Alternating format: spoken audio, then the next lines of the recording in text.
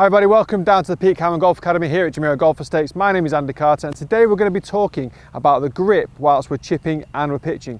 So much is said over the grip in regards to the full swing as to whether it fades or draws the ball, but no one really talks about the grip when we're chipping and pitching. So today we're going to be talking about weakening the lead hand. So for right-handed golfers, we're going to be weakening this left hand, because what I see a lot of is golfers manipulating with the wrist and the grip. So I often see the grip being a lot stronger on the left side and the club shaft working much more behind the body, which causes a lot of manipulation as a player tries to come back to the ball. So what we're going to try and do is turn the left hand a little bit more under the grip. So as I look down at my left hand, I can only really see one knuckle. So my thumb is going to be a lot more centered down the grip, my one knuckle on my left hand. And what this is going to do is going to give me my kind of a stronger left side as I come through the ball, which then means I'm going to have to use a lot more of my body. So again, a lot is always said about using the lower body as we start to come through impact, making sure that we don't get too handsy. But if the grip's in a very strong position, more often than not, we see that left hand working over too much during the takeaway, which then means we need a lot of manipulation on the way back through. So we're basically going to stabilize this left hand, which is going to help stabilize the club face.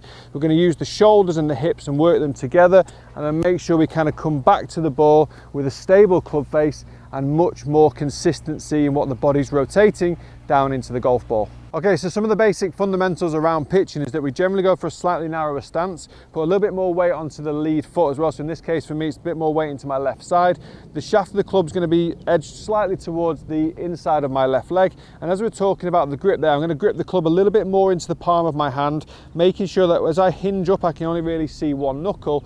And then the first movement as I start taking the club away is trying to maintain this triangle between my hands and the shoulders.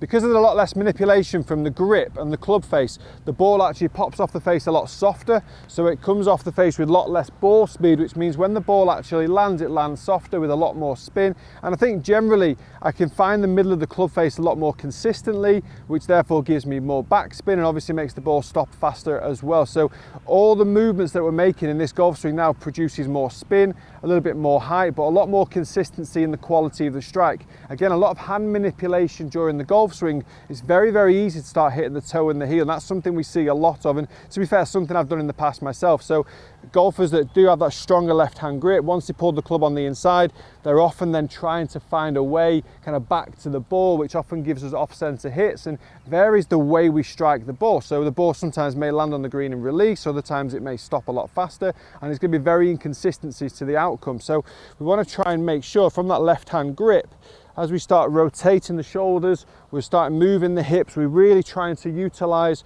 the lower body rotating through the shot so we can still brush into the grass. The hands and arms are going to work more up and down, and that left wrist, as you can see, the club face as well, is a lot more stable through impact, which means I can get my consistency of my strike much better, and then obviously much more frequently as well. Okay everybody, thank you very much for watching. If you've enjoyed this tip, do follow us on the social media links down in the description below. If you are in Dubai and you want me to fix your chipping and pitching, come down to the Peak Common Golf Academy here at Jumeirah Golf Estates. But for today, thanks very much. See you again.